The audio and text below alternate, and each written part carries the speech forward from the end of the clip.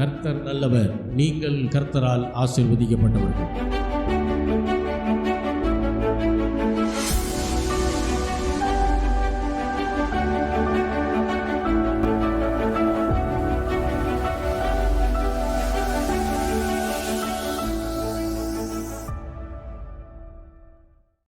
கர்த்தருடைய வார்த்தைக்கு நேராய் நாம் திரும்பலாம். பொதுவாக நாம் ஆண்டவரை குறித்து ஒரு காரியத்தை சொல்லுவோம். எப்பயுமே அடிக்கடி சொல்கிற காரியம் கர்த்தர் நல்லவர். ஆமேன். ஆண்டவர் எப்பயுமே நல்ல தேவன். நல்ல தேவன் எப்படி சொல்கிறோன்னா, அவர் நம்முடைய வாழ்க்கையிலே நன்மையான காரியங்களை மட்டுமே செய்து கொண்டிருக்கிறார். இந்த மட்டும் என்ற வார்த்தையை நிறைய ஊழியக்காரர்கள் யூஸ் பண்ண மாட்டாங்க. அதனால தான் நான் அழுத்தழுத்தி சொல்கிறது, தேவன் நம்முடைய வாழ்க்கையிலே நன்மைகளை மட்டுமே செய்யக்கூடிய தேவனாக இருக்கிறார். தீமை செய்ய முடியாதுன்னு இல்லை, அவர் தீமை செய்ய மாட்டார்னு சொல்கிறேன். அல்லேலூயா. பொதுவாக எல்லா மதங்களும் வறுமையாக இருப்பதை பெருமையாக நினைக்கிறது. ஆமாவா? எல்லா மதங்களும் மனிதன் வறுமையாக இருந்தான்னா அதை என்ன செய்கிறாங்க? ரொம்ப பெருமையாக நினைப்பான். ஒரு மனிதன் உழைச்சி முன்னேறி இருப்பான், பணக்காரனாக இருப்பான். சரிங்களா? அவன் ஏழையாக இருக்கும்போதும் அதே மாதிரி தான் கோவப்பட்டிருப்பான். பணக்காரன் ஆனதுக்கப்புறமும் அதை விட கம்மியாக தான் கோவப்பட்டிருப்பான். ஆனால் அவனுக்கு என்ன பேர் வரும் தெரியுமா? முந்திலாயுமே அப்படி இல்லை. இப்போ பணம் வந்த உடனே என்ன செய்யறான்? ரொம்ப ஆடுறான். அப்போ மதங்கள் என்ன கற்றுக் கொடுக்கிறது அப்படின்னா, எல்லா மதங்களுமே மனிதன் வறுமையாக இருக்கணும், அதுதான் அவனுக்கு பெருமை அப்படின்னு நினைக்குது. கிறிஸ்தவத்திலையும் அப்படிப்பட்ட எண்ணங்கள் உண்டு. ஆனால் அது கிறிஸ்தவம் அல்ல, அது புத்த மதம். ஆசையே துன்பத்திற்கு காரணம் என்று சொன்னவர் யாரு? அதுதான் புத்தருக்கு போதி மரத்த அடியில் அவருக்கு ஞான ஒளி அவர் சொன்ன வார்த்தையில் முக்கியமான வார்த்தை என்னது? ஆசையே துன்பத்திற்கு காரணம். ஆக துன்பப்படாமல் இருக்கணும்னா ஆசையே படாத. அப்போ ஆசையே படலைன்னா துன்பமே வராது. எனக்கு ஒரு நல்ல ட்ரெஸ்ஸு வேணும்னு ஆசைப்படலைன்னா துன்பமே வராது. அதை நினச்சி கவலைப்பட மாட்டோம். எனக்கு சொந்தமாக ஒரு வீடு இருக்கணும்னு நான் ஆசைப்படலைன்னா நான் அதை நோக்கி என்ன செய்ய மாட்டேன்? போக மாட்டேன். எனக்கு எந்த ஒரு துன்பமும் வராது. இது புத்த மதம். இது அதிகமாக எங்கே இருந்துச்சு அப்படின்னா, ஸ்ரீலங்கா தேசத்தில், இலங்கை தேசத்தில் தான் அதிகமாக புத்த மதம் இருந்தது. இந்தியாவிலே இருந்தது. அதை பின்னாட்களிலே இந்து மதம் என்ன செஞ்சிருச்சு? புத்த மதத்தை சுவீகாரம் எடுத்துக்கொண்டது. இப்போ அதிகமாக அது இருந்த இடம் இலங்கையில் புத்த மதம். இன்றைக்கும் அங்கே அதிகமாக புத்த மதத்தை பின்பற்றுகிறார்கள். அங்கே நம்ம கிறிஸ்தவம், அதாவது தோமா அவர்கள் அங்கே போய் கிறிஸ்தவத்தை பரப்பும் போது, கிறிஸ்துவை குறித்து சொல்லும்போது, 2000 வருடங்களுக்கு முன்பாக சொல்லும்போது அநேகர் ஆண்டவரை ஏற்றுக்கொண்டார்கள். ஆனால் அதை எந்த சாயலில் ஏற்றுக்கொள்கிறாங்க அப்படின்னா, புத்த மதத்தின் சாயலில் ஏற்றுக்கொண்டாங்க. இப்போ நமக்கு நம்ம கலாச்சாரத்தின்படி சொன்னாதான் நமக்கு புரியும் இல்லையா? இப்போ மேற்கத்திய கலாச்சாரம் என்ன அப்படின்னா, குழந்தைகளுக்கு தனியாக பெட்ரூம் கொடுத்து தனியாக தான் படுக்க வைக்கணும். கணவன் மனைவி தான் ஒரு ரூமில் இருக்கணும். அங்கே பிள்ளைகள் ஒரு குறிப்பிட்ட வயசு வரைக்கும் தான் இருக்கலாம். ஒரு 13 வயசு டீனேஜ் வயசுலாம் வந்துச்சுன்னா அந்த குழந்தை பேரண்ட்ஸ் கூட இருக்கக்கூடாது. அது சட்டம். அந்த பிள்ளைக்கு தனியாக ரூம் இருக்கணும், தனி பெட் இருக்கணும், எல்லாம் இருக்கணும். அதை மீறி அந்த பிள்ளை அங்கே இருக்குதுன்னா ஏதோ பிரச்சனைன்னு அர்த்தம். போலீஸே அரெஸ்ட் பண்ணுறதுக்கு வருவாங்க. அந்த விஷயம் கேள்விப்பட்டா. இது நம்ம ஊருக்கு ஒத்து வருமா? கிடையாது. அப்போது நம்ம ஊரில் அப்படி இல்லை. அங்கே பேரண்ட்ஸை பார்க்கணுன்னா, பேரண்ட்ஸ் கூட உட்காந்து சாப்பிடணுன்னா அப்பாயின்மெண்ட் வாங்கணும். யார்? பிள்ளைங்க. இன்னைக்கு நைட்டு நம்ம எல்லாரும் ஒன்றா சேர்ந்து டின்னருக்கு போகலாம், நீங்கள் ஃப்ரீயாக இருக்கீங்களா அப்படின்னு கேட்டு தான் என்ன செய்யணும்? அவங்க ஓகே சொன்னதுக்கப்புறம் எல்லா ஹோட்டலுக்கோ அல்லது வீட்லேயோ போய் சாப்பிடுவாங்க. நம்ம ஊரில் அப்படி கிடையாது. அப்போ சில காரியங்களை, கிறிஸ்தவத்தின் சில சாராம்சங்களை புத்த மதத்தின் வழியாக அவர்கள் ஏற்றுக்கொண்டார்கள். அதனால தான் அங்கிருந்து தான் அங்கே இந்த கிறிஸ்தவத்தை ஆழமாக பரப்பினதில் முக்கியமான ஒரு தேவ மனிதர், பால் என்று சொல்லக்கூடிய ஒரு தேவ மனிதர். அவர் கேரளாக்கார். அவர் கேரளாக்கார். அதாவது முதல்ல தோமா வந்து கேரளாவுக்கு வர்றார். ஸ்ரீலங்கான்னு சொல்லிட்டேன், கேரளாவுக்கு வர்றார். கேரளாவில் வந்து அவர் போதிக்கும் போது அதை அநேகர் ஏற்றுக்கொண்டு கிறிஸ்தவத்தில் இருக்கிறாங்க. இன்னைக்கு சொல்லுவாங்க, நாங்கள் என்ன தோமா ஏதோ பேர் சொல்லுவாங்க கேரளாவில் இன்னைக்கும், நாங்கள் தோமாவுடைய ஆட்கள், நாங்கள் அந்த வழியில் வந்த சர்ச்சை சேர்ந்தவங்க அப்படின்னு இன்னைக்கு சொல்லுவாங்க. அதில் ஒருவர் தான் பால் என்கிறவர். அவர் பின்பு இலங்கைக்கு சென்றார். இலங்கையிலே ஆண்டவரை குறித்து அவர் அறிவிக்கிறார். அநேகர் ஏற்றுக்கொள்கிறார்கள். எப்போ ஏற்றுக்கொள்றாங்கன்னா, இவர் புத்த மதத்தின் சாயலிலே கிறிஸ்தவத்தை போதிக்க ஆரம்பித்தார். அதாவது ஆண்டவரும் எளிமையை தான், அதாவது ஏழ்மையை தான் விரும்புகிறாரு. எளிமைன்றது வேற, ஏழ்மைன்றது வேற. ஆண்டவர் ஏழ்மையாக இருக்கணுன்றதான் விரும்புகிறாரு. சேவை செய்ய தான் வந்து ஆண்டவர் அதுக்கு தான் வந்தார், இல்லைன்னு சொல்லலை. ஆனால் இப்படி போதிச்சதுனால ஸ்ரீலங்காலையும் அநேகர் ஏற்றுக்கொண்டார்கள். அங்கிருந்து பின்பு மீண்டும் இந்தியாவிற்கு கிறிஸ்தவம் பரவ ஆரம்பித்தது. அதனுடைய விளைவு தான் என்னது, சிபிஎம் என்கிற சபை அங்கிருந்து தான் ஆரம்பிக்கப்படுது. சிலோன் பெந்தகோஸ்தே சபை, அது அங்கிருந்து ஆரம்பிக்குது. இன்னைக்கு அது டிபிஎம்னு மாறிடுச்சு, தமிழ்நாடு பெந்தகோஸ்தல் மிஷன் சொல்லி மாறிடுச்சு. அதனால தான் அவங்களுடைய ட்ரெஸ்ஸிங்ஸ் பார்த்தீங்கன்னா ஒயிட் அண்ட் ஒயிட் போட்டிருப்பாங்க. அது என்ன, அது புத்த மதத்தினுடைய ட்ரெஸ்ஸு. நமக்கு பைபிள்லாம் இருக்குது, வெண்வஸ்திரம்லாம் இருக்குது.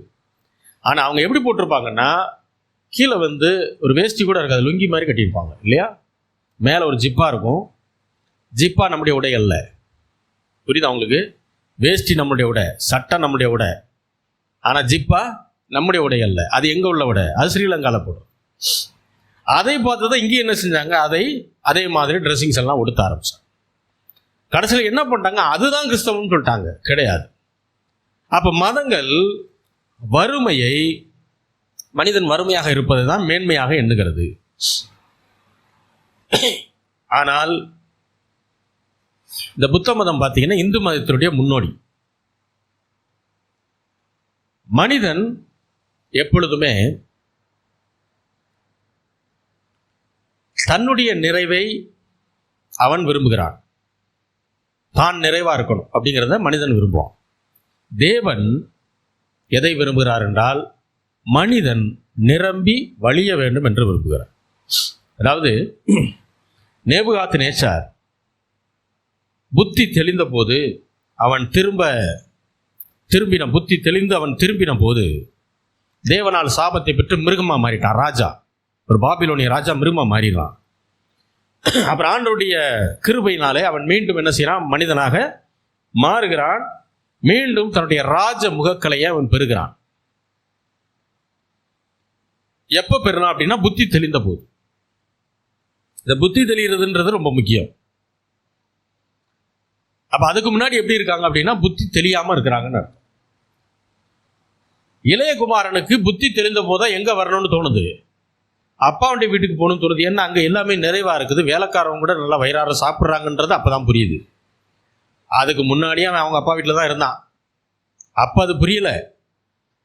வெளியே வந்து கஷ்டப்படும் போது தான் புத்தி தெளியுது. புத்தி தெளியும் போது தான் யாரை பத்தின யோசனை வருது, தகப்பனுடைய வீட்டை பத்தி யோசனை வருது. அப்ப புத்தி தெளிஞ்ச உடனே அவன் எங்க தான் போனா, தகப்பன் வீட்டுக்கு போனா. அங்க நடந்த விருந்துகளிலே அவன் பங்கெடுத்தான். ஆதாமும் ஏவாளும் பாவம் செய்த போது அவர்கள் தங்களுடைய புத்தியை இழந்தார்கள். புத்தி என்ன செஞ்சிட்டாங்க, இழந்துட்டாங்க. தேவனுடைய வசனத்தை திரும்ப கேட்கும்போது புத்தி தெளிய ஆரம்பிக்கும். ராஜாவின் சமூகத்தில் நாம் எல்லாரும் என்ன செய்வோம், பங்கு பெற ஆரம்பிப்போம். அப்ப 3 காரியம். மதம் வறுமையை விரும்புகிறது. எந்த மதமாக இருந்தாலும் சரி. நீங்க சாமியார்கள், இப்ப மற்ற மதத்தில் சாமியார்கள் இருக்காங்க இல்லையா, எந்த சாமியாரை எல்லாரும் மதிப்பாங்க? பணம் வச்சிருக்க சாமியார் அல்ல. யாரு பணம் இல்லாம ஒரு ஓட்டாண்டியா ஒரு அருள்வாக்கு மட்டும் சொல்லிட்டு ஒரு கையில் ஏதோ ஒரு கோலையோ இல்லை ஏதோ ஒன்று வச்சுக்கிட்டு ஓட்டாண்டியா இருக்கார் பார்த்தீங்களா, அவர் எல்லாருமே வணங்குவான். அவரை தப்பு சொல்லவே மாட்டான். அதாவது வணங்குறான்றதை விட அவரை தப்பே சொல்ல மாட்டான். ஆனால் யாரை தப்பு சொல்லுவான், பணங்கள்னா நிறைய வச்சு ஒரு தீவுக்குமே விலைக்கு வாங்கி உட்கார்றாரு பாருங்க, அவரை அப்புறம் தப்புன்னு சொல்லுவான். இது எல்லாம் அதனால தான் மதம் வறுமையை விரும்பும், மனிதன் தன்னிறைவை விரும்புவான். தேவன் மனிதன் நிரம்பி வழிய வேண்டும், நிரம்பி வழிகிற ஆசீர்வாதத்தை பெற வேண்டும் என்று ஆண்டவர் விரும்புகிறார். இதுதான் 3 வித்தியாசம்.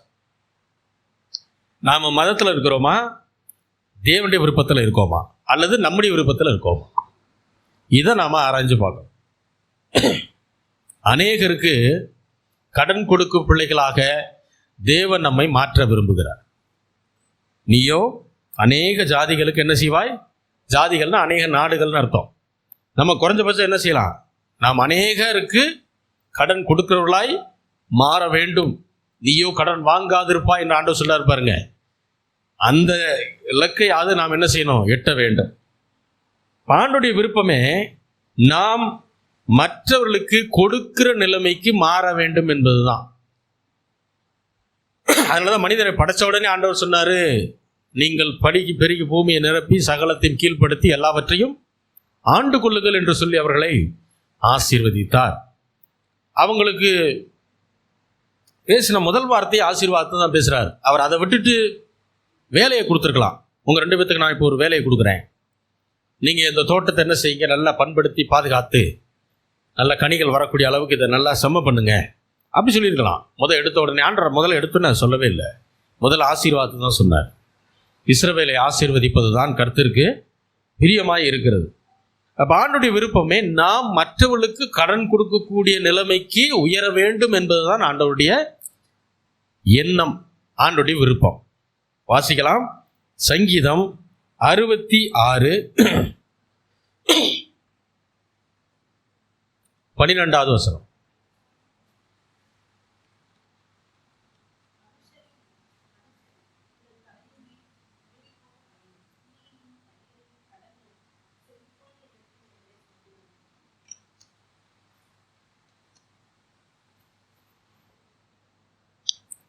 தீயையும் தண்ணீரையும் கடந்து வந்தோம், மனிதர்கள் எங்கள் தலையின் மீது ஏறி சென்றார்கள். அதாவது எங்கள் சூழ்நிலை இவ்வளோ மோசமாக இருந்துச்சு, பார்க்குறவங்க பூரா அவமானப்படுத்துகிறான். வாழ்க்கை பயணமே தீயில நடக்கிற மாதிரி இருக்குது, இல்லைன்னா தண்ணியில் அமிழ்ந்து போகிற மாதிரி இருக்குது. ஆனால் செழிப்பான இடத்தில் எங்களை கொண்டு வந்து எங்கே தான் விடுறாரு அவர். அது வரைக்கும் கூட வர்றாரு, அது வரைக்கும் கையை பிடிச்சிக்கிட்டே வர்றாரு. எங்கே கொண்டு வந்து கையை விடுறாரு? செழிப்பான இடத்துக்கு கொண்டு வந்ததுக்கு அப்புறம் தான் கையவே விடுறாரு. போய் நல்லா என்ன செய்ய, செழிப்பை அனுபவம், வெல்த் பிளேஸ். அதுக்கு அப்படின்னா த பிளேஸ் ஆஃப் அபண்டன்ஸ் என்று சொல்லி ஆங்கிலத்தில் வருது. வெல்த் பிளேஸ்னா எல்லா விதமான நிறைவும் இருக்கக்கூடிய ஒரு பகுதி. அப்போ செழிப்பான இடத்திற்கு கொண்டு வந்து விட்டீர் அப்படின்னா, செழிப்பு என்பது ஏதோ வேதத்திற்கு விரோதமான காரியம் அல்ல, அது தேவனுடைய திட்டமாய் இருக்கிறது. இது தவறு கிடையாது. செழிப்பு என்றால் ஆசீர்வாதம், ஆசீர்வாதம் என்றால் வெறும் ஐஸ்வர்யம் மட்டும் அல்ல. முதல்ல இந்த தெளிவுக்கு வர வேண்டியது அவசியம். நம்ம சபை மக்களுக்கு தெரியும், ஆசீர்வாதம் என்றால் ஐஸ்வர்யம் மட்டுமல்ல. ஐஸ்வர்யம் ஒரு பகுதி, நல்ல வாழ்க்கை, வெற்றி, தெய்வீக சுகம், ஐஸ்வர்யம், இந்த 4 சேர்ந்ததுக்கு பேர் தான் என்னது? ஆசீர்வாதம். தான் ஆபிரகாமின் ஆசீர்வாதம். அப்ப தீயையும் தண்ணீரையும் நாங்க தான் போய் கடந்து வந்தோம். ஆண்டவர் எங்களை அதுக்குள்ள அனுப்பல. நாங்க என்ன பண்ணிட்டோம்? ஏதோ ஒரு பாதையை தேர்ந்தெடுத்து போனதுல தீயும் வந்துருச்சு, தண்ணியும் வந்துருச்சு. ஆனால் அந்த பாடுகளின் மத்தியில் நாம கடந்து வந்தோம். ஆனால் தேவனும் நம்மை எங்க நடத்தினாராம்? செழிப்பான இடத்திற்கு கொண்டு வந்து விட்டார். அது வரைக்கும் கூடயே வர்றார். அப்ப தீயில நடக்கும்போது ஆண்டவர் கூட இருக்கிறாரா? நம்முடைய வாழ்க்கையில கண்டிப்பா இருக்கிறார். தண்ணீர்ல நடக்கும்போது ஆண்டவர் கூட இருக்கிறாரா? கண்டிப்பா இருக்கார். நாம் அந்த நேரம் சந்தேகப்பட வேண்டியதே இல்லை. குடும்பத்தில் பிரச்சனைகளும் போராட்டங்களும் தீ மாதிரியும் தண்ணீர் மாதிரியும் பெருக்கெடுத்து வரும்போது நாம் கவலைப்பட வேண்டியதில்லை. ஏனென்றால் அந்த சூழ்நிலையிலும் ஆண்டவர் நம்ம தனியாக விடலை, அவர் நம்ம கூட தான் இருக்கிறார். சாத்ராக், மேஷாக், ஆபேத்நேகோ என்கிற அந்த 3 பேரையும் நரகம் போன்ற ஒரு அக்கினி சூளையில போடும்போது ஆண்டவர் அவர்களோடு தான் இருந்தார். ராஜா சொல்றான், 3 பேரை தானப்பா போட்டா, உள்ள 4 பேர் இருக்காங்க அப்படிங்கிறா. 4 பேர் என்ன பண்ணுறாங்களாம் உள்ள ஜெபம் பண்ணிக்கிட்டு இல்லை, என்ன பண்ணாங்க, எல்லாம் அழுதுகிட்டு இருந்தாங்களா? ஓன்னு அழுகையின் சத்தம் கேட்டுச்சா? கிடையாது. 4 பேரும் உலாவிக்கிட்டு இருந்தாங்க. உலாவுதல்னா என்ன தெரியுமா? ரொம்ப ரிலாக்ஸாக இருக்கிற நேரம், ரொம்ப ரிலாக்ஸாக இருக்கிற நேரம் உலாவுறது. அதில் ஒரு நோக்கமே இருக்காது, நோக்கமே இல்லாமல் நடக்கிறது. 3 பேரை தூக்கி போட்டால் நாலாவது ஒருத்தர் வந்து என்ன செய்கிறார், அவரு சேர்ந்து வாக்கிங் போய் பேசிக்கிட்டு இருக்கிறார். ராஜாவுக்கு என்ன மரியாதை இருந்துச்சுன்னே தெரியலங்க. அப்படி சொன்னான். ஏன்னா அவன் என்ன பண்ணான், மற்றவர்களை தூக்கி போடுறதுக்கு உண்டான அந்த அக்கினி சூளையை விட 7 மடங்கு அந்த சூளையை என்ன செஞ்சானா, அதிகமாக்கினானா, நெருப்பை வந்து அதிகமாக்கிட்டான். அப்படி ஆக்கி தான் அவங்களை கொண்டு போய் போட்டான். போடுறதுக்கு தூக்கிட்டு போனாங்கல்ல, அவங்க கிட்ட போனவங்களே செத்து போயிட்டாங்களாம். உள்ளுக்குள்ள விழுந்த 3 பேர் 4 பேரா மாறி உள்ள என்ன பண்ணிட்டு இருக்காங்க, வாக்கிங் போயிட்டு இருக்காங்க. ஆண்டவர் அவங்கள கைவிடலை, கூட தான் இருந்தார். அவங்க வசனம் சொல்லுது, அவங்க முடியல கூட கருகின வாடை வரலையா. அப்ப தீயை கடந்து போகும்போதோ தண்ணீரை கடந்து போகும்போதோ வாழ்க்கை பயணத்தில் நாம் சோர்ந்து போக வேண்டாம். ஏனென்றால் தேவாதி தேவன், உங்களை என்னை படைத்த ஆண்டவர், நல்ல தேவன் நம்ம கூடவே இருக்கிறார். நம்மை பாதுகாப்பதற்கு கூட இருக்கிறாருன்னா சும்மா ஏதோ வேடிக்கை பார்க்கறதுக்கு இல்லை, நம்மை பாதுகாப்பதற்கு, நம்மை அதிலிருந்து விடுதலை ஆக்குவதற்கு. அல்லேலூயா. நம்மளை எல்லாம் வறுமையில் இருக்க வச்சுட்டு அவர் மட்டும் தங்க வீதியில் நடக்கிறார் அப்படின்னா, அவரை போல அன்பில்லாத தேவன் யாருமே கிடையாது, இல்லையா? வசனம் என்ன சொல்லுது? தேவன் அன்பாகவே இருக்கிறார். அப்படின்னா என்ன அர்த்தம்? வனாந்திர வாழ்க்கை யாரையுமே மாத்தாதுங்க, பூரணப்படுத்தாது. ஏன்னா நீங்கள் நல்லா யோசிச்சு பாருங்க, பல லட்சம் யூத மக்கள் 40 வருடங்கள் வனாந்திர வாழ்க்கையில் போய்கிட்டே இருக்கான். வாழ்க்கையில் ஏதாவது பெருசாக மாறிச்சா? அவங்க வாழ்க்கையில் மாறவே இல்லை. அந்த ஜென்ரேஷனே அழிஞ்சது. எகிப்திலிருந்து விடுதலையாக்கப்பட்ட அந்த சந்ததி மொத்தமே அழிந்தது. அவங்க பிள்ளைகள் தான் போனாங்க. அந்த சந்ததியில் 2 பேர் தான் போனா. 2 பேர் விசுவாசனால போனா, யோசுவாவும் காலேபும். எகிப்திலிருந்து விடுதலையாக்கப்பட்ட அத்தனை பேரும், அந்த சந்ததியில் இருந்த எல்லாரும் வனாந்தரத்தில் அழிந்தார்கள். ஸோ வனாந்தர வாழ்க்கை ஒரு நாளும் உங்களை பக்குவப்படுத்தாது, உங்களை மாற்றாது. முதல்ல அந்த முடிவுக்கு வந்துருங்க. ஏன்னா உலகம் என்ன சொல்லுதுன்னா, கஷ்டப்பட்டாதான் உனக்கு புரியும். அது யாருக்கு? கீழ்ப்படியாதவனுக்கு, இல்லையா? நாம தெளிவா ஒரு காரியத்தை போதிக்கும் போது அதை ஏற்றுக்கொள்ளுகிறவனுக்கு ஏற்றுக்கொள்ளும் போதே அதை புரிஞ்சிடும்.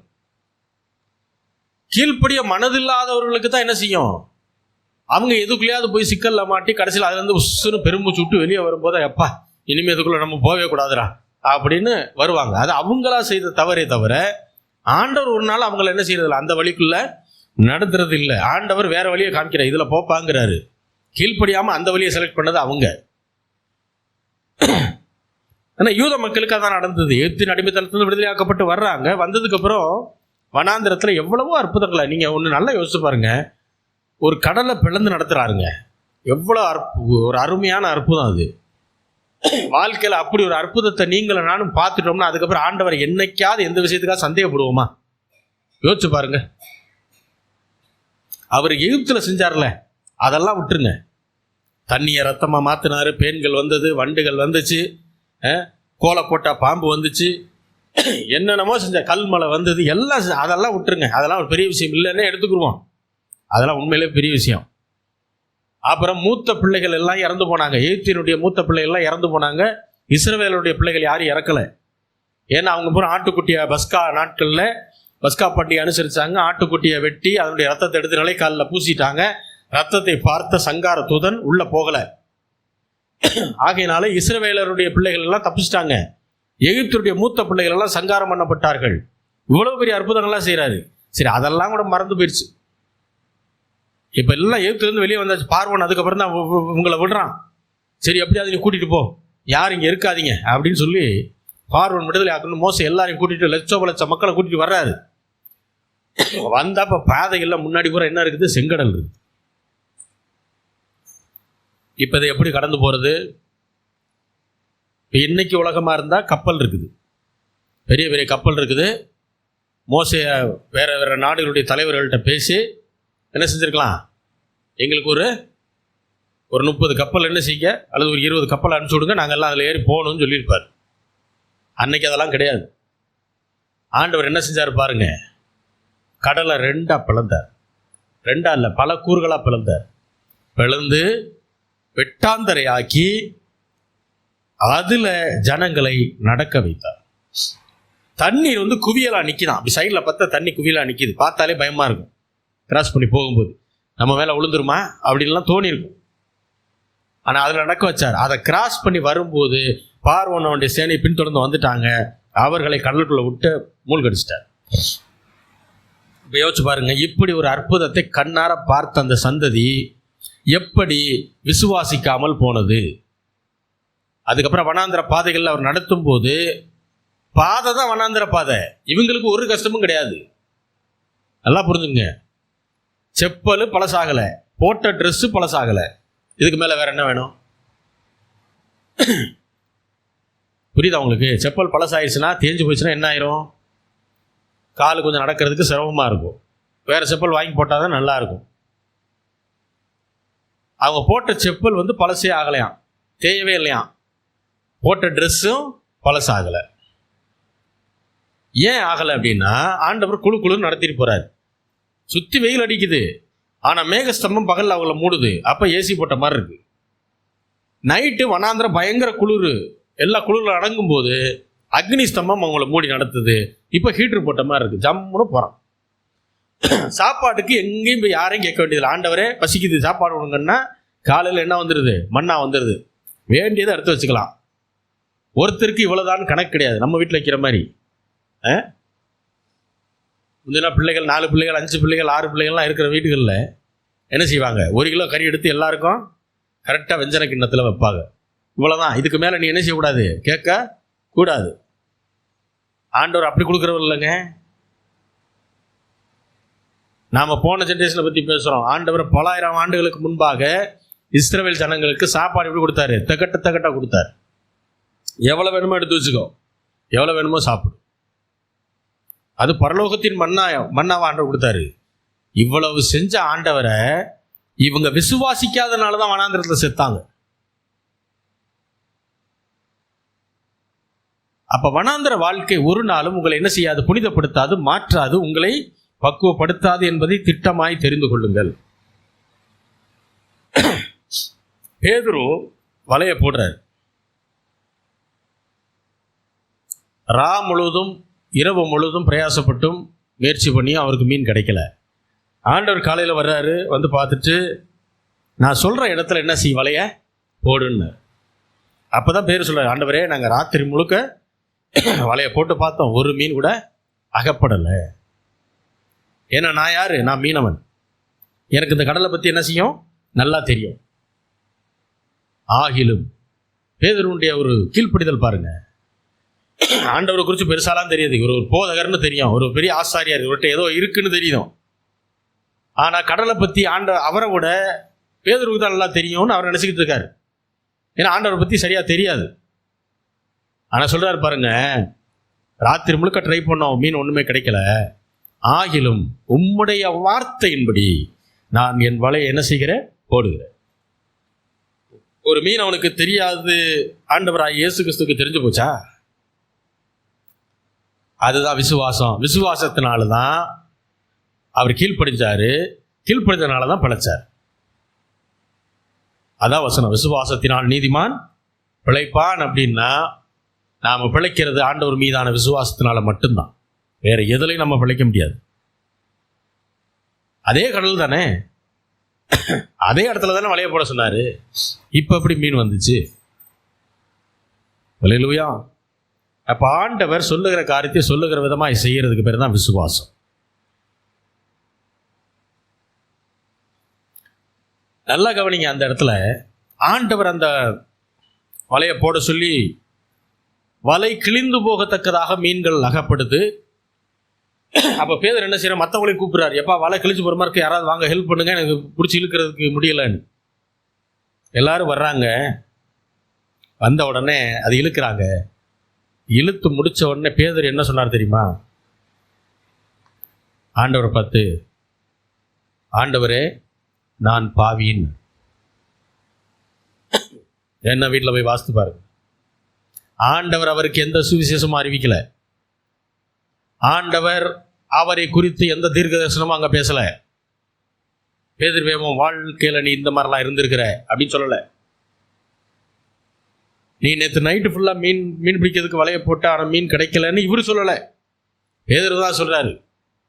அப்படி பேதருடைய வாழ்க்கையில் நடந்த எந்த காரியத்தையும் ஆண்டவர் தீர்க்க தரிசனமாக பேசலை, அவருக்கு சுவிசேஷத்தை அறிவிக்கலை, ஒன்றுமே செய்யலை. பேதர் இன்னும் ஆண்டவரை ஏற்றுக்கொள்ளலை.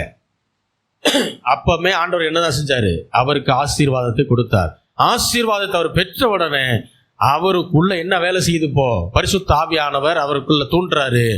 பேதுரு நீ உன்னை பாவின்னு அறிக்கை செய்கின்றார். பேதுரு ஆண்டவர்ட்ட வந்து, ஆண்டவரே நான் பாவி அப்படின்னு.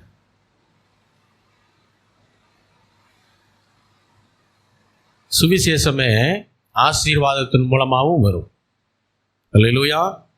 ஆண்டவர் சுவிசேஷத்தை ஆசீர்வாதத்தின் மூலமாகவும் கொடுத்திருக்கிறார், அறிவித்திருக்கிறார். இப்போ உங்க பிள்ளை சின்ன பிள்ளை இருக்கு, ஃபேன் பக்கத்தில் கையை வச்சு விளாண்டுட்டு இருக்குன்னு வைங்களேன்.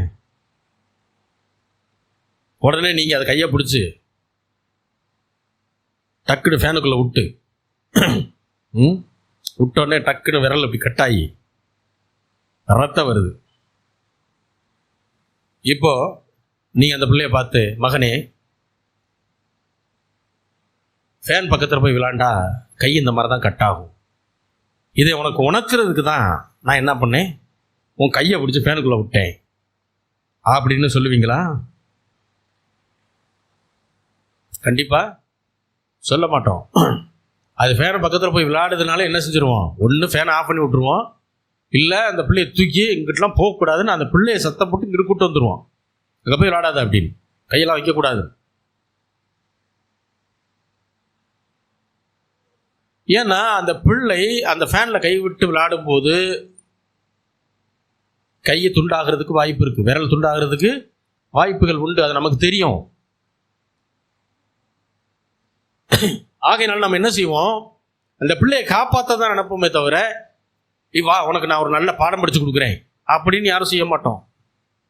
ஆண்டவர் சொல்றாரு, ஸ்திரீயானவள் தன் கர்ப்பத்தின் பிள்ளைக்கு இறங்காமல் தன் பாலகனை மறந்தாலும் நான் உன்னை மறப்பதில்லை என்று ஆண்டவர் சொல்கிறார்.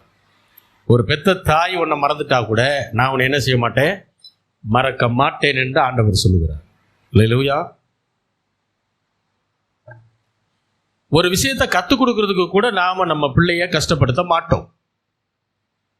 சொல்லித்தரது வேற, போதிக்கிறது வேற, அதில் கஷ்டப்படுத்துறது வேற. அதை நம்ம ஒரு நாளும் செய்யறது இல்லை. அப்படி இருக்கும்போது ஆண்டவர் மட்டும் நம்மளை கஷ்டப்படுத்தி தான் நமக்கு சில விஷயத்தை கற்றுக் கொடுப்பாருன்றத எப்படி நாம் அதை நம்பினோம், எப்படி நாம் அதை விசுவாசிக்கிறோம், அது தவறு. மதம் விரும்புகிற வறுமையையோ மனிதன் விரும்புகிற தன்னிறைவையோ நாம் விரும்பக்கூடாது.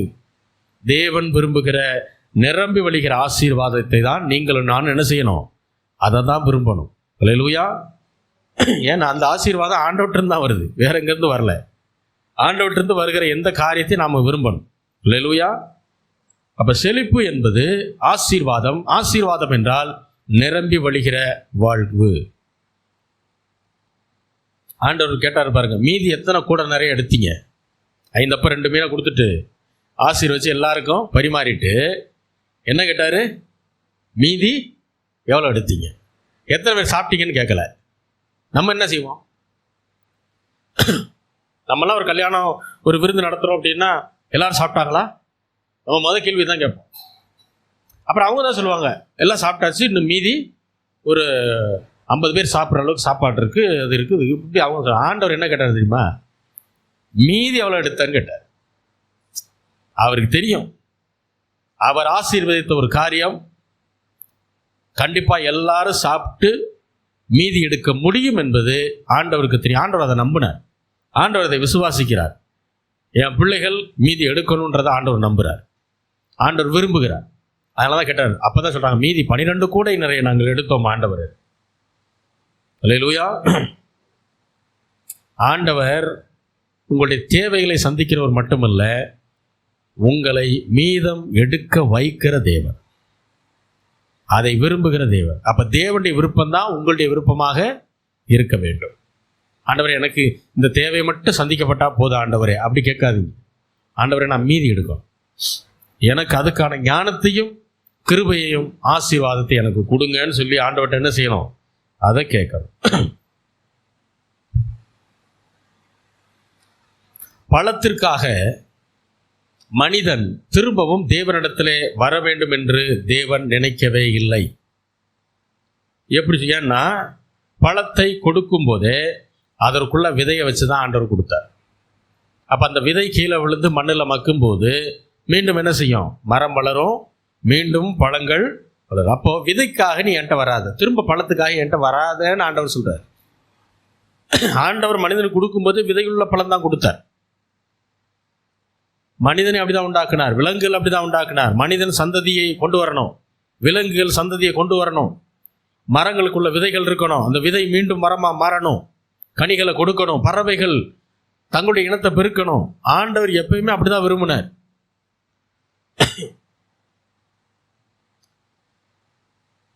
அப்ப பழத்தை சாப்பிட்டுட்டு விதைய விதைச்சான், மறுபடியும் மரம் வளர்ந்து கனி கொடுக்க ஆரம்பிக்கும், திரும்பவும் சாப்பிட முடியும். அப்போ ஒன்று நல்லா புரிஞ்சுக்கணும், நாம் திரும்ப திரும்ப சாப்பிடணும்னு நினச்சோன்னா நாம் என்ன செய்யணும்? முதல்ல நாம் என்ன செய்யணும்? ஆண்டவர் நமக்கு கொடுத்த பழத்தை விதைக்கணும், அதில் இருக்கிற 90% சாப்பிடும். 10% விதைக்கணும், 90% சாப்பிடும். இதை நாம் சரியாக செய்யும்போது விதை, அதாவது இன்றைக்கு இருக்கக்கூடிய பழம் இன்னைக்கு சாப்பிட்றதுக்கு, விதை நாளைக்கு சாப்பிட்றது. அதான் அப்படி அர்த்தம். இது உங்களுக்கு தான் எனக்கு தான். நான் விதைக்க தான் எனக்கு அறுவடை, நீங்கள் விதைக்க தான் உங்களுக்கு அறுவடை. இது வசனம் தான் சொல்லுது. சிறுக விதைக்கிறவன் சிறுக இருப்பான், பெருக விதைக்கிறவன் பெருக இருப்பான். சில அதிமேதாவிகள்லாம் யூடியூப்பில் பார்த்தீங்கன்னா அதுகளுக்கு கிறிஸ்தவமும் தெரியாது, வசனமும் தெரியாது. ஆண்டவர் யாரையும் தசமாமலாம் கொடுக்க சொல்லலை அப்படின்னு பேசிக்கிட்டு இருக்குது உட்காந்து. எந்த வசனமும் தெரியாது, ஆண்டவர் என்ன பேசியிருக்காருன்னு தெரியாது. ஆனால் அந்த வியூஸுக்காகவும் பணத்திற்காகவும் சும்மா இஷ்டத்துக்கு எதையாவது கிறிஸ்தவத்தை பற்றி கேவலமாக பேசணுன்றதுக்காக எதையாவது உட்காந்து பேசிக்கிட்டு வீடியோ போட்டுட்டு உட்காந்துருக்கு. எனக்கு அதில் பார்த்து சிரிப்பு தான் வரும். என்னடா உங்களுக்கு வசனம், கிறிஸ்துவையும் தெரியல, வசனமும் தெரியல, ஒன்றும் தெரியல, தெரியாமல் எதுக்கு இவ்வளோ பேச்சு பேசுகிறீங்கன்னு எனக்கு மனசில் தோணும். அப்போ மனிதன் தாங்கிட்ட வந்து தன்னோடு பேசுவதற்காக, தாங்கிட்ட வந்து ஒரு அமைதியை அவன் பெறணும் அப்படிங்கிறதுக்காகத்தான் தேவன் விரும்பினாரே தவிர ஒரு நாளும் தேவைக்காக தாங்கிட்ட வரணும்னு ஆண்டவர் விரும்பவே இல்லை. அவனுக்கு எப்பயுமே ஆண்டவர் செய்யும்போது தேவைக்கு அதிகமாக தான் செய்கிறார். அதை நீங்கள் ஆதியாகமம் 1-2-3 நீங்கள் பார்த்துடலாம். 2 பேருக்கு அவ்வளோ பெரிய தோட்டம் தேவை கிடையாது, அவ்வளோ மரங்கள் தேவையில்லை, அவ்வளோ கனிகள் தேவையில்லை, தேவையில்லை. அவ்வளவு மரங்களையும் உனக்கு எவ்வளோ வேணுமோ சாப்பிடு. நான் நினைக்கிறேன் ஆதாம் ஏவாளும் ஒரு பழத்தை பிடிங்கி ஒரு கடி கடிச்சு தூக்கி போட்டிருப்பாங்க, இப்படிலாம் பண்ணியிருப்பாங்க.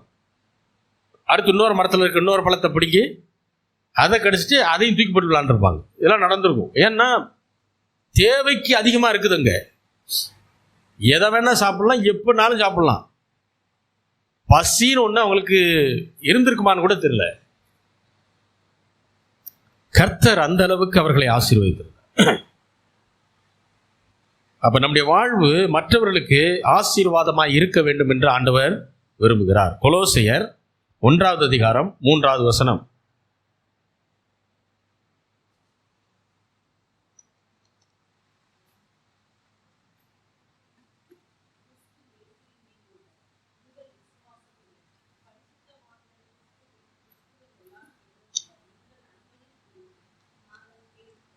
போதும். கிறிஸ்து இயேசுவின் மேல் என்ன இருக்கா? விசுவாசம். பரிசுத்தவான்கள் எல்லாரும் மேல என்ன இருக்கா? அன்பு இருக்கா. இதுதான் ஒரு விசுவாசியினுடைய அடையாளம்.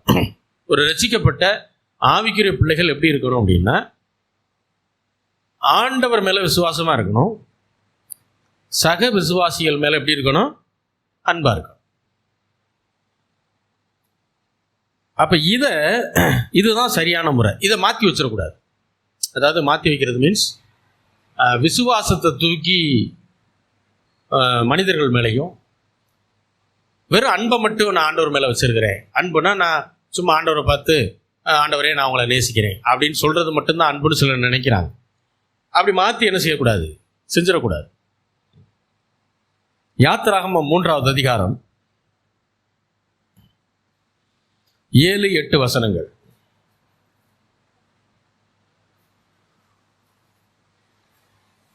யாத்திராகமம் 3:7-8.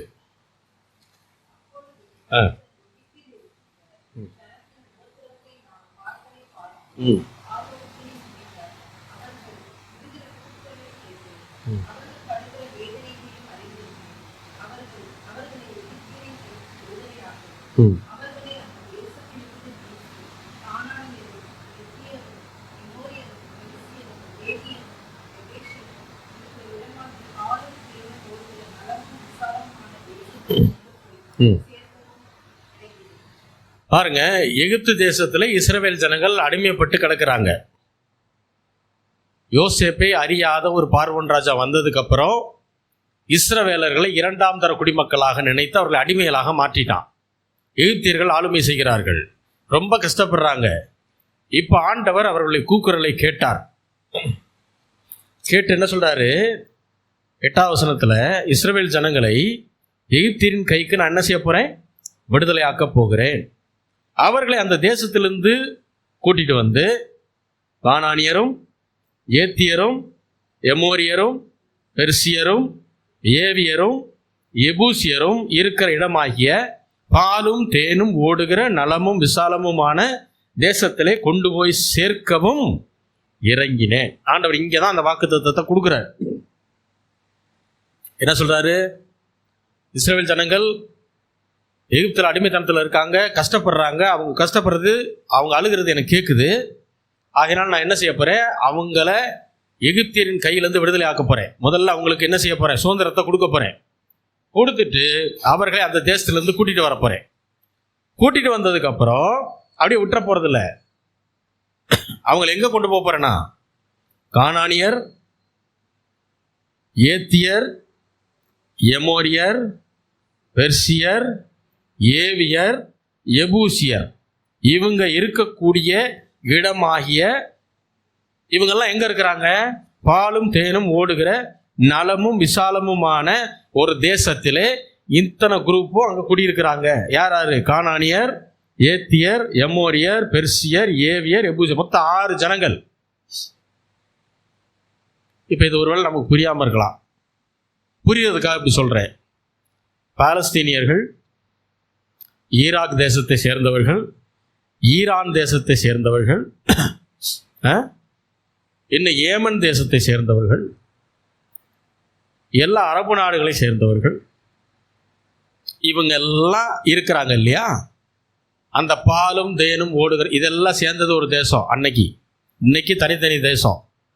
இவர்கள் எல்லாம் இருக்கக்கூடிய அந்த பாலும் தேனும் ஓடுகிற தேசத்திலே நான் யாரை கொண்டு போய் சேர்க்க போறேன்? இஸ்ரவேலர்களை கொண்டு போய் சேர்க்க போறேன் அப்படின்னு ஆண்டவர் வாக்கு பண்ணுகிறார். இந்த வார்த்தை குரானிலும் இருக்கிறது என்று அவர்களில் இருக்கக்கூடிய குருமார்கள் சொன்ன ஒரு வீடியோவும் நான் பார்த்தேன். அது சொல்றாங்க, அவங்க ஏன் சண்டை போடுறாங்கன்னா இதனால தான் சண்டை போடுறாங்க. இஸ்ரவேலுக்கும் பாலஸ்தீனத்துக்கும் சண்டை, இஸ்ரவேலுக்கும் காசாவுக்கும் சண்டை, இஸ்ரவேலுக்கும் கத்தாருக்கும் சண்டை, இஸ்ரவேலுக்கும் ஏமனுக்கும் சண்டை, இங்கிட்டு ஈராக்கு பக்கம் சண்டை. காரணங்கள் வேற வேற இருக்கலாம், சூழ்நிலைகள் வேற வேற இருக்கலாம். ஆனா இந்த தீர்க்க தரிசனம் யாத்திராகமத்தில் சொல்லப்பட்டுருச்சு. ஆண்டவரே சொல்லிட்டார். அப்ப எகிப்தியரின் கையிலிருந்து விடுதலை ஆக்கினது மட்டுமல்ல, இவர்களோடு சண்டை போட்டு போரிட்டு இவங்களை அகற்றி அங்க யாரை உட்கார வைப்பேங்கிறார்? இஸ்ரவேல் ஜனங்களை அங்க குடியேற்றம் செய்வார். இதை நம்ம ஆவிக்குரிய ரீதியில் நாம் எப்படி இதை பார்க்கலாம் அப்படின்னா, எகிப்தியரின் கையிலிருந்து விடுதலை ஆக்கி, நமக்கு எகிப்தியர் அப்படின்னா பாவக்கட்டுகள் சாபக்கட்டுகள் நம்ம என்ன செய்தார்? ஆண்டவர் விடுதலை ஆக்கினார்.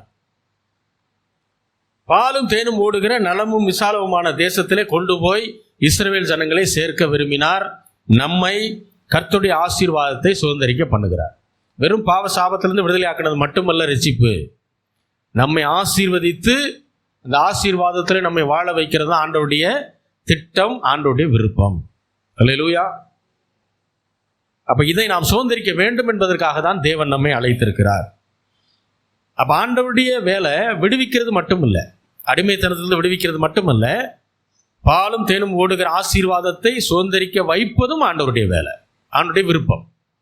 அதற்கு நாம் ஒத்துழைப்பு கொடுக்கும்போது சீக்கிரம் என்ன செஞ்சிருவோம்? சுதந்திரிச்சிருவோம். ஒத்துழைப்பு கொடுக்காதனாலதான் இப்போ வரைக்கும் சண்டை. அப்பவே சுதந்திரிச்சிருக்கணும், செய்யாம பாதியை சுதந்திரிச்சு பாதியை சுதந்திரிக்காம விட்டாங்க. யோசுவாவே கடுப்பாய் திட்டுவார், நீங்கெல்லாம் எதுக்கடா இருக்கீங்கன்னு சொல்லி திட்டுவார். ஆண்டவர் சொன்னதை கேட்குறீங்களா நீங்க? ஏன்னா எங்களுக்கு இந்த இடம் போதும்ட்டு உட்காந்துட்டான். ஆண்டவர் சொன்ன அளவுக்கு சுதந்திரிக்கல. அதனுடைய விளைவு இன்னைக்கு வரைக்கும் சண்டை. வாசிக்கலாம். உபாகமம் 28வது அதிகாரம், உபாகமம் 28, 13, 14.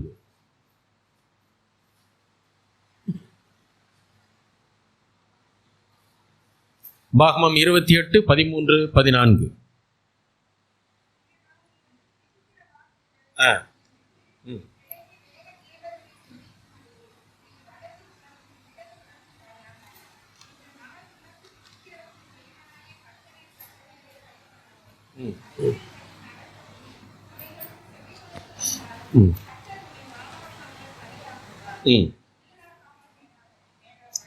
பாருங்க, ஆண்டவர் உபாகமத்தில், உபாகமம் என்றால் உப ஆகமம், அதாவது ஆண்டவர் கட்டளைகளை கொடுக்குறாரு இல்லையா, நியாயப்பிரமாணத்தை, அதை இன்னும் கொஞ்சம் விளக்கி எலாபரேட்டா சொல்லியிருக்கிற புஸ்தகம் தான் உபாகமம். இன்று நான் உங்களுக்கு விதிக்கிற வார்த்தைகள் யாவையும் விட்டு விலகி வேறே தேவர்களை சேவிக்கும்படி நீங்கள் வலதுபுறம் இடதுபுறம் சாயாமல், இன்று நான் உனக்கு விதிக்கிற உன் தேவனாகிய கர்த்தருடைய கட்டளைகளை கை கொள்ளவும் அவைகளின்படி நடக்கவும் அவைகளுக்கு செவி கொடுத்து வந்தால், ஆண்டவர் என்ன சொல்றாரு பாருங்க, நான் உங்களுக்கு விதிக்கிற கட்டளைகள், இதை செய்யணும் இதை செய்யக்கூடாது அப்படின்னு நான் சொல்றேன் இல்லையா, அதை நீங்க அப்படியே எடுத்துக்கிட்டீங்கன்னா, அதை அப்படியே ஃபாலோ பண்ணீங்கன்னா, அதை விட்டு விலகாம இருந்தீங்கன்னா, ஆண்டவர் சொல்றாரு, கர்த்தர் உன்னை வாளாக்காமல் தலையாக்குவார், நீ கீழாகாமல் மேலாவாய். ஆண்டவர் நம்மை ஆசீர்வதிக்கும் போது, நம்மளை உயர்த்தும் போது, ஏன் ஆண்டவரே என்னை ஆசீர்வதிக்கிறீங்க, ஏன் ஆண்டவர் என்னை உயர்த்துறீங்க, எனக்கு அதுக்கான தகுதியே இல்லையே ஆண்டவரே அப்படின்னு சொல்லக்கூடாது. நாம் அதை தாழ்மைன்னு நினைச்சு பேசுறோம். ஆனால் அது தாழ்மை இல்லை, அது எதிர்த்து பேசுறது. அதுக்கு பேர் என்னது? எதிர்த்து பேசுறது. ஏன்னா ஆண்டவர் சர்வஞானி, அவருக்கு தெரியாது, நமக்கு தெரிஞ்சிடுச்சா? அவர் நம்மளை செலக்ட் பண்ணி இவனை நம்ம உயர்த்தணும் ஆசீர்வதிக்கணும்னு தாயின் கருவில் இருக்கும்போது நம்ம தெரிந்து கொண்டார், நம்மை ஆசீர்வதிக்கிறார், நம்ம ரட்சிக்கிறார், நம்மை அவருக்கு பிரியமான வழிகளில் நடத்தும் போது, ஆண்டவரே எனக்கு தகுதி இல்லையா ஆண்டவர், உன் தகுதியை வச்சு ஆசீர்வதிக்கிறார் ஆண்டவர்? கிடையவே கிடையாது. ஆண்டவர் ஆசீர்வதிக்கும் போது ஆமேன்னு சொல்லி என்ன செஞ்சிடணும்? அமைதியாக வாங்கிக்கிறணும். இல்லைன்னா வாய முடிக்காது பேசாமல் இருந்துடணும். நன்றி ஆண்டவரேன்னு சொல்லிடணும். ஆண்டவர் அவ்வளவு பணங்களை உங்களுக்கு கொடுக்குறாரு அப்படின்னா, நிறைய ஆசீர்வாதத்தை கொடுக்குறாரு அப்படின்னா, அதை வச்சு என்ன செய்யணுன்றதையும் சொல்லுவார். அல்லேலூயா. ஆண்டவர் அதை கண்டிப்பாக சொல்லுவார். பணத்தை கொடுப்பாரு, நிறைய கொடுத்துட்டாருன்னு வைங்களேன், வச்சுட்டு ஆண்டவரே இதை வச்சு என்ன செய்யறதுன்னு நமக்கு மனசில் ஒரு கேள்வி வந்துடும். தேவைகள் இருந்தால் சந்திப்போம், இதை செய்வோம் அதை செய்வோம், அதை முடிச்சோம் இதை முடிச்சோம், வீடு இல்லையா விட கட்டும் காரம், இதுக்கப்புறம் என்ன பண்ணுறது, பணம் இன்னும் நிறையா இருக்குன்னு வைங்களேன், இதுக்கப்புறம் என்ன பண்ணுறது அப்படின்னு தோணும்ல. ஆண்டவர் கண்டிப்பாக சொல்லுவார். பணத்தை கொடுத்தவர் அந்த பணத்தை வச்சு என்ன செய்யணுன்றதை சொல்லுவார். அல்லேலூயா. உபாகமம் 28வது அதிகாரம் 47வது வசனம்.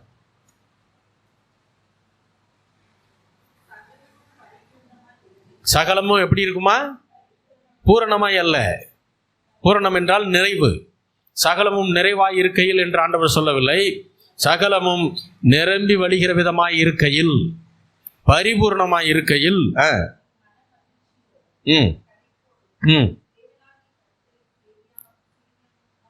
போதும். சகலமும் பரிபூர்ணமாய் இருக்கும்போது சிலர் என்ன பண்ணிடுறாங்க? ஆண்டவரை மறந்துடுறாங்க. தேவனாகிய கர்த்தரை சேவியாமற் போனது நிமித்தம் என்னென்ன சாபங்கள் வரும்னு அதுக்கப்புறம் சொல்றாரு. அது நமக்கு வேண்டாம், நாம் அதை தெரிஞ்சுக்கவே வேண்டாம். ஏன் சேவியாமல் போகணும்? ஆண்டவரை ஏன் வணங்காமல் போகணும்? ஆண்டவர் சகல ஆசீர்வாதத்தினாலும் நம்மை நிரப்பும் போது இன்னும் ஆண்டவர்கிட்ட நெருங்கணும், இன்னும் ஊழியங்களில் அதிகமாக பங்கு பெறணும், இன்னும் ஆண்டவருடைய காரியத்தில் அதிக முன்னெடுப்புகளை நாம் எடுக்க வேண்டும். அதுதான் ஆண்டவர் விரும்புகிறார்.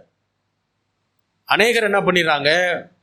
ஆண்டவர் நம்மை ஆசீர்வதிச்ச உடனே ஆண்டவரை மறந்துவிட்டு, ஆண்டவருடைய காரியங்களை மறந்துவிட்டு, நான் ரொம்ப பிஸி, எப்படி நான் ரொம்ப பிஸி அப்படி போயிடுறார். இந்த பெங்களூரில் ஒரு பாஸ்டர், அவர் சொன்ன சாட்சி, அவருடைய சபையிலே ஒரு வாலிப பையன் வந்து கொண்டிருந்தான். நான் ஏற்கனவே சொல்லியிருக்கேன்னு நினைக்கிறேன். வாலிப பையன் வந்து கொண்டிருந்தான், நல்லா படித்து முடிச்சிருக்கிறான், MBA முடித்த பையன், வேலை இன்னும் கிடைக்கல, வேலைக்காக ஜோம் பண்ணிட்டு இருக்கு. எல்லா நாளும் சர்ச்சுக்கு வந்துடுவான்,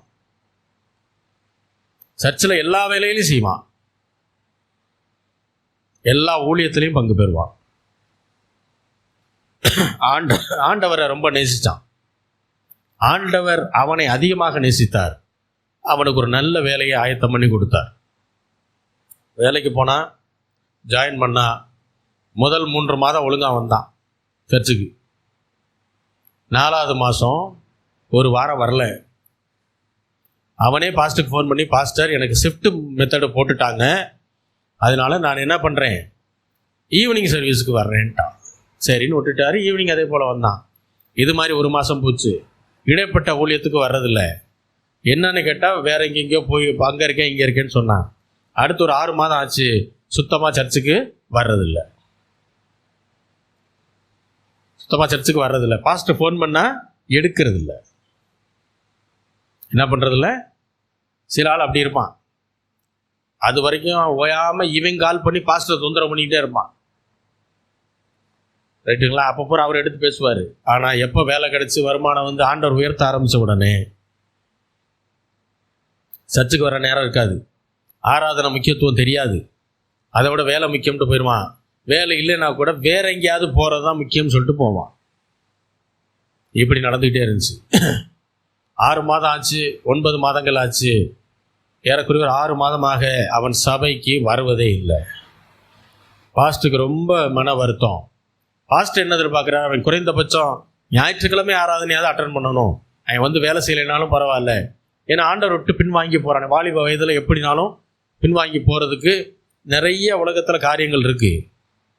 ஆகையினால் அவர் ரொம்ப வேதனைப்பட்டார். 6 மாதம் அவன் சர்ச்சைக்கே வரல. நேராக போனார் ஆண்டவர்கிட்ட.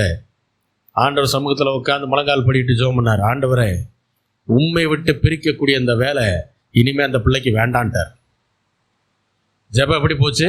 உம்மை விட்டு பிரிக்கக்கூடிய அந்த வேலை அந்த பையனுக்கு இனிமேல் வேண்டாம் ஆண்டவரே அப்படின்னு கண்ணீர் விட்டு ஜெபம் பண்ணார். 2 நாள் இவனோட சேர்த்து 50 பேர் வேலையை விட்டுக்கிட்டாங்க. வேலையை விட்டு தூக்குன 1 வாரம் ரொம்ப டிப்ரெஷன் ஆகி, இளையகுமாரனுக்கு புத்தி தெளிந்தது போல 1 வாரம் கழிச்சு புத்தி தெளியுது. நம்ம பாஸ்டரை போய் பார்ப்போம். நேராக பாஸ்டர்கிட்ட வந்தான். வரும்போதே ஓன்னு அழுக.